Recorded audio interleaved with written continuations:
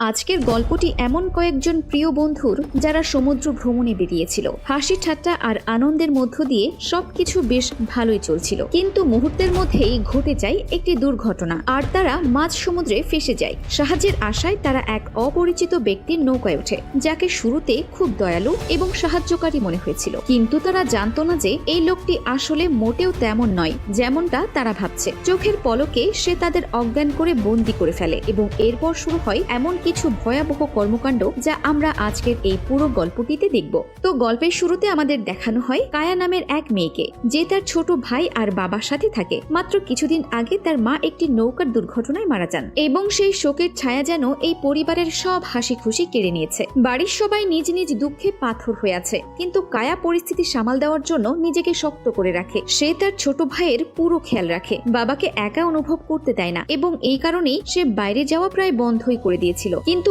আজ তার বান্ধবী টেসা তাকে ডেকেছে যাতে সে একটু বাইরে গিয়ে ঘুরে আসতে পারে। যে নৌকাটির দুর্ঘটনায় তার মা মারা গিয়েছিলেন, কায়ের বাবা সেই নৌকাটি সারানোর কাজ করছিলেন। যতবারই কায়া নৌকাটির দিকে তাকায়, তার সেই ভয়াবহ মুহূর্তের কথা মনে পড়ে যায়। বাবাকে ওই অবস্থায় রেখে সে বাইরে যেতে চাচ্ছিল না, তবুও সে বাবাকে জানায় যে সে টেসার সাথে যাচ্ছে। অনেকদিন পর জিপ নিয়ে সে বাড়ি থেকে বের হয়। এরপর সমুদ্র সৈকতে পৌঁছে সে টেসার সাথে দেখা করে, যেখান থেকে তারা জেটস্কি নিয়ে সমুদ্র ভ্রমণে বের হবে। টেসা জানায় যে তার বয়ফ্রেন্ডও সাথে আসছে, কিন্তু কায়া খুব একটা ভিড় পছন্দ করে না। টেসা তাকে বোঝায় যে বেশি চিন্তা করো না, আমার বয়ফ্রেন্ডের সাথে ওর ভাইও আসছে, সে আমারও বন্ধু এবং তোমারও তাকে পছন্দ হবে। অনেক বোঝানোর পর কায়া রাজি হয়। এরপর যখন তাদের চারজনের দেখা হয়, তখন জানা যায় যে ওই দুই ভাই আসলে ভ্লগ বানায় এবং আজকের পুরো প্ল্যানটাও তাদেরই করা। তাদের পরিকল্পনা ছিল যে তারা জেটস্কি নিয়ে কাছের একটি দ্বীপে যাবে এবং সন্ধ্যার মধ্যে ফিরে আসবে। চারজন জেটস্কি নিয়ে বেরিয়ে পড়ে। টেসা বসে জেন্ডারের সাথে আর কায়া বসে জুলিয়ানের সাথে। খুব আনন্দ করতে করতে কিছুক্ষণের মধ্যেই তারা সেই দ্বীপে পৌঁছে যায়। সেখানে পৌঁছে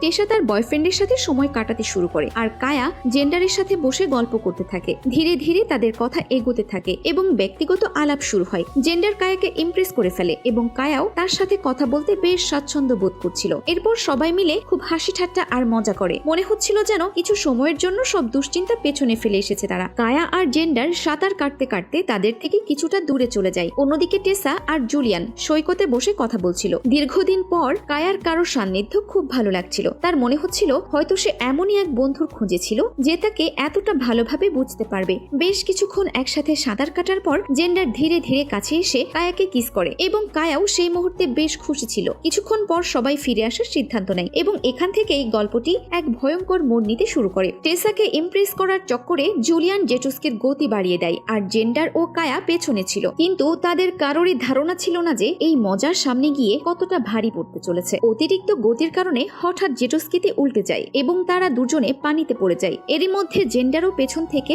খুব দ্রুত গতিতে আসছিল এবং না দেখেই সরাসরি জুলিয়ানের ওপর জেটস্কি উঠিয়ে দেয়। এরপর সরাসরি তাদের জেটস্কির সাথে ধাক্কা খেয়ে ওরাও পানিতে পড়ে যায়। সামান্য অসাবধানতায় মুহূর্তের মধ্যেই তাদের সাথে কি থেকে কি হয়ে গেল। জেন্ডারের মাথায় এত জোরে আঘাত লাগে যে সে খুব খারাপ ভাবে জখম হয়ে জ্ঞান হারিয়ে ফেলে এবং কিছুক্ষণের মধ্যেই দুটো জেটস্কি পানিতে ডুবে যায়। এখন কায়া কোনো মতে টেসাকে সামলায় এবং দুজনে মিলে আহত অবস্থায় জেন্ডারকেও খুঁজে পায়, কিন্তু জুলিয়ানকে কোথাও দেখা যাচ্ছিল না। তারা অনেকক্ষণ ধরে তাকে ডাকতে থাকে, কিন্তু কোনো সাড়া পাওয়া যায় না। তারা চারপাশে খুঁজতে থাকে যে হয়তোবা সে কোথাও অজ্ঞান হয়ে পড়ে আছে, কিন্তু তারা কিছুই দেখতে পায় না। সত্যিটা এটাই ছিল যে সংঘর্ষের সাথে সাথে সে প্রাণ হারায় এবং সমুদ্রের নিচে তলিয়ে যায়। তারা ভীষণ ভেঙে পড়ে, কারণ একটা ছোটখাটো মজা যে এমন রূপ নেবে তারা স্বপ্নেও ভাবেনি। এখন কায়া আর টেসা জেন্ডারকে নিয়ে মাঝ সমুদ্রে ভাসছে এবং তাদের মাথায় আসছিল না যে এখন কি করবে। তখনই ভাগ্যের জোরে কিছুটা দূরে তারা একটি নৌকা দেখতে পায়। তারা চিৎকার করে ডাকতে শুরু করলে নৌকার ক্যাপ্টেন রে তাদের দেখতে পায় এবং দ্রুত তাদের দিকে এগিয়ে আসে। কাছে আসার পর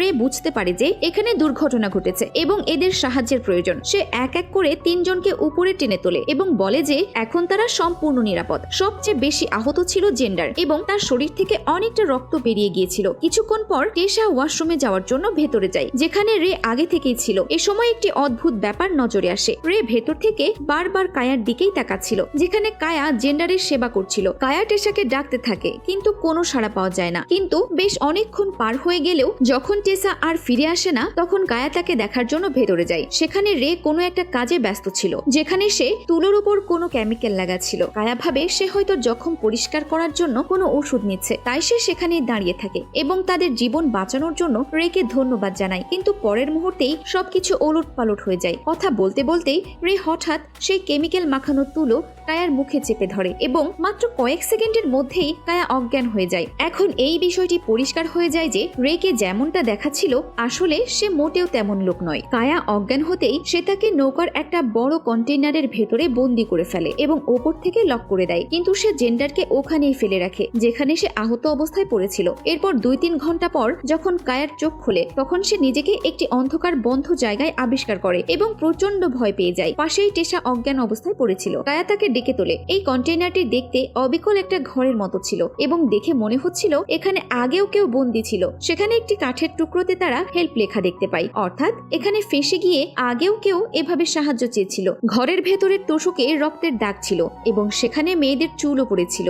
এটি দেখে তারা দুজনেই বুঝতে পারে যে তারা প্রথম নয় যাদের এখানে বন্দি করা হয়েছে। টেসা ভয়ে কাঁদতে শুরু করে এবং ফিসফিস করে বলে যে তারা যদি এই দ্বীপে না আসতো কতই না ভালো হতো, কিন্তু এখন আফসোস করে কিছু বদলানো ছিল না। তাদের এখান থেকে বের হওয়ার রাস্তা খুঁজতেই হবে। একদিন কেটে যাওয়ার পর পরের দিন সকালে রে ওপরের দরজা খোলে এবং একটি বালতিতে করে তাদের খাওয়ার জন্য কিছু পচা মাছ দেয়। কায়া তাকে অনুরোধ করে বলে, দয়া করে আমাদের যেতে দিন, আমাদের ডাক্তারের কাছে যেতে হবে আর আমার বাড়িতে একটা ছোট ভাই আছে যার আমাকে প্রয়োজন। কিন্তু রে তাদের ধমক দিয়ে বলে, এটি আমার নৌকা আর এখানে শুধু আমার মর্জি চলবে। যদি এখান থেকে পালানোর সামান্যতম চেষ্টাও করো তবে তোমাদের দুজনকে মেরে মাছের খাবার বানিয়ে দেব। এই বলে সে দরজা বন্ধ করে দেয়। এর পরপরই দেখা যায় যে রে মাছ কাটছে এবং রান্না না করেই সেগুলো কাঁচাই খাচ্ছে। দেখে মনে হচ্ছিল সে সবসময় এমনই করে থাকে, একেবারেই বেপরোয়া একজন মানুষ যার মনে কোনো কিছুর ভয় নেই। কায়া আর টেসা ভীষণ আতঙ্কিত ছিল এবং তারা কিছুই বুঝতে পারছিল না যে কেন তাদের এভাবে বন্দি করে রাখা হয়েছে। এদিকে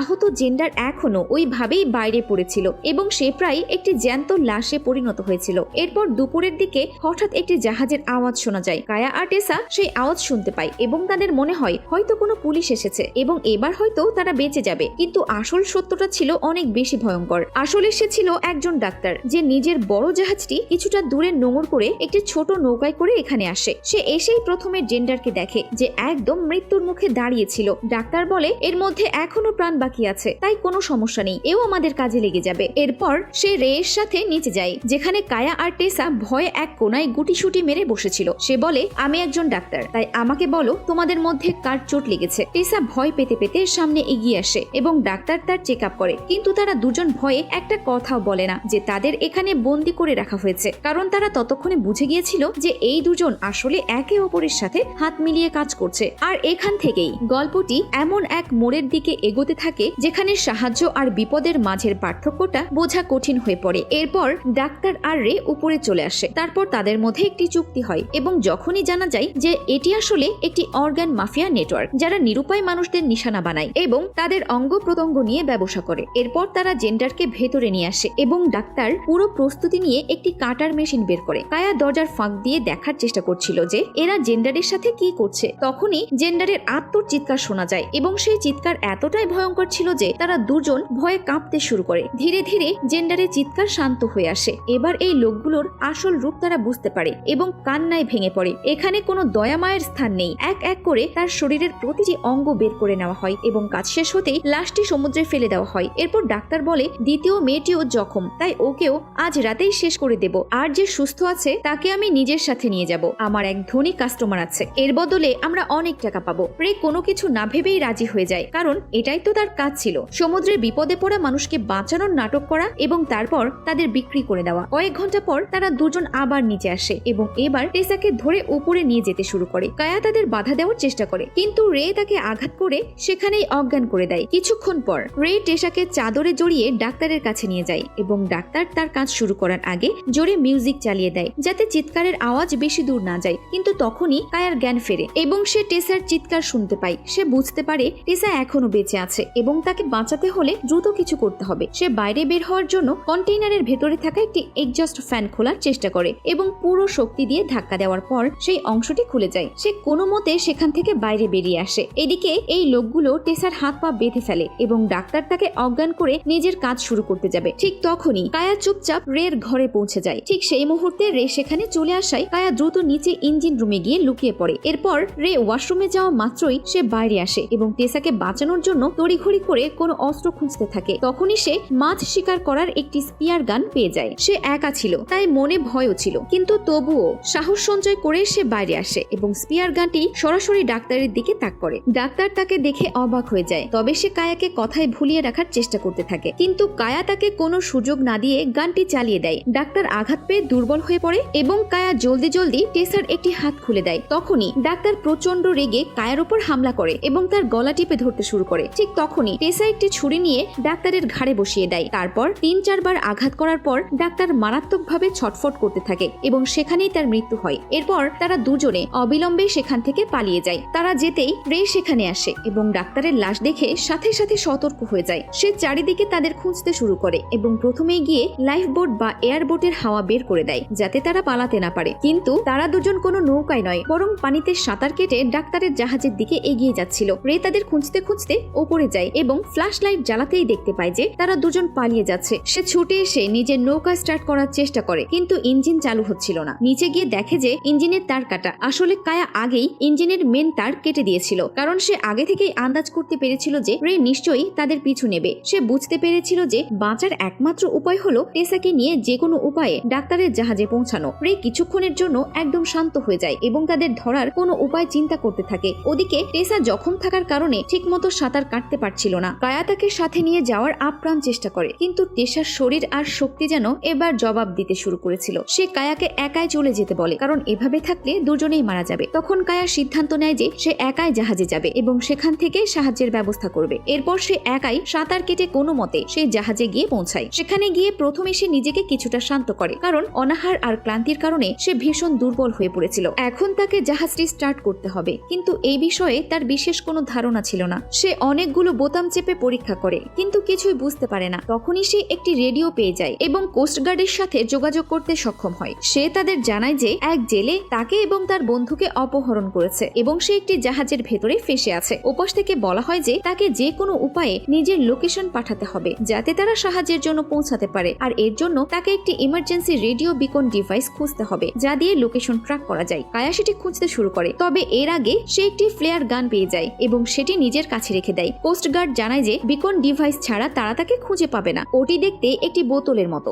যা পাওয়া মাত্রই সচল করার জন্য পানিতে ফেলে দিতে হবে। কায়া সব জায়গায় খোঁজাখুঁজি করে এবং অবশেষে সেই বিকন ডিভাইসটি পেয়ে যায়। তারপর সেটি সচল করার জন্য সে যেমনই পানির দিকে এগোতে যাবে তখনই সে টের পায় যে কেউ একজন সাঁতার কেটে জাহাজের দিকে আসছে। তার সন্দেহ হয় যে ওটা রে, তাই কোনো রকম আওয়াজ না করে সে ডাক্তারের বেডরুমে গিয়ে লুকিয়ে পড়ে। এর পরপরই রে জাহাজে এসে পৌঁছায় এবং একদম শিকারীর মতো তাকে খুঁজতে শুরু করে। কিন্তু কায়াও চতুর ছিল, সে এক জায়গায় স্থির থাকে না। সে যে কোনো উপায়ে বাইরে বেরিয়ে বিকনটি পানিতে ফেলার চেষ্টা করতে থাকে। তাই সে আবার উপরে আসে এবং ধীরে ধীরে সামনে এগোয়, কিন্তু তখনই রে পেছন থেকে এসে তাকে ধরে ফেলে এবং ছুরি দিয়ে তার উপর হামলা করে। কায়া দুর্বল হয়ে সেখানেই পড়ে যায়, কিন্তু সে সহজে হার মানার পাত্রী ছিল না। সে এমন অভিনয় করে যেন সে মারা যাচ্ছে এবং শেষবারের মতো তাকে জড়িয়ে ধরতে চায়। এরপরই রে যেমনই কাছে আসে কায়া সরাসরি তার মুখে ফ্লেয়ার শুট করে দেয়। এতে রে মারাত্মকভাবে ছটফট করতে থাকে এবং সেখানেই তার মৃত্যু হয়। এখন কায়া নিজেও মারাত্মকভাবে জখম ছিল। অতিরিক্ত রক্তক্ষরণের কারণে সে ধীরে ধীরে জ্ঞান হারাচ্ছিল। তবুও সাহস সঞ্চয় করে সে জাহাজের কিনারায় পৌঁছায় এবং বিকন ডিভাইসটি পানিতে ফেলার চেষ্টা করে, কিন্তু সেটি কিনারায় এসেই আটকে যায়। ওই অবস্থাতে কায়াও অজ্ঞান হয়ে পড়ে থাকে। রাতভর ঢেউয়ের ধাক্কায় জাহাজটি দুলতে থাকে এবং ধীরে ধীরে সেই বিকনটি পিছলে গিয়ে পানিতে পড়ে যায় এবং সাথে সাথে সচল হয়ে যায়। সকাল হতেই কোস্টগার্ড বোট এবং হেলিকপ্টার নিয়ে সেখানে পৌঁছায় এবং কায়াকে অজ্ঞান অবস্থায় পড়ে থাকতে দেখে। তার শারীরিক অবস্থা খুবই আশঙ্কাজনক ছিল, তাই যত দ্রুত সম্ভব তাকে হেলিকপ্টারে করে হাসপাতালে নিয়ে যাওয়া হয়। এরপর তারা যখন চলেই যাবে ঠিক তখনই তাদের পানিতে ভাসমান অবস্থায় টেসাকে চোখে পড়ে। সে তখনও বেঁচে ছিল এবং তাকেও দ্রুত উপরে টেনে তোলা হয়। দুজনেরই অবস্থা খুবই খারাপ ছিল এবং টেসা কাঁদছিল, কারণ তারা কখনো ভাবতেও পারেনি যে একটি ছোট্ট ট্রিপ তাদের এমন এক জায়গায় নিয়ে আসবে যেখান থেকে বেঁচে ফেরার জন্য তাদের মৃত্যুর সাথে লড়তে হবে। অবশেষে দুজনকে সুরক্ষিত অবস্থায় তীরে ফিরিয়ে আনা হয়। সেখানে পৌঁছে তারা একে অপরের দিকে তাকিয়ে হালকা একটু হাসে, যেন তাদের নিজেদেরই বিশ্বাস হচ্ছিল না যে তারা ফিরে এসেছে। জীবন তাদের দ্বিতীয় একটি সুযোগ দিল, কিন্তু মনের গভীরে একটা বড়সড় আঘাত রয়ে গেল যে তারা তাদের বন্ধুদের তাদের চিরতরের জন্য হারিয়ে ফেলেছে। আর এরই সাথে সাথে এই গল্পটি এখানেই শেষ হয়ে যায়। তো গল্পটি কেমন লাগলো কমেন্ট করে অবশ্যই জানাবেন। আপনাদের একটি কমেন্ট আমাদের অনেক অনুপ্রেরণা দেয়।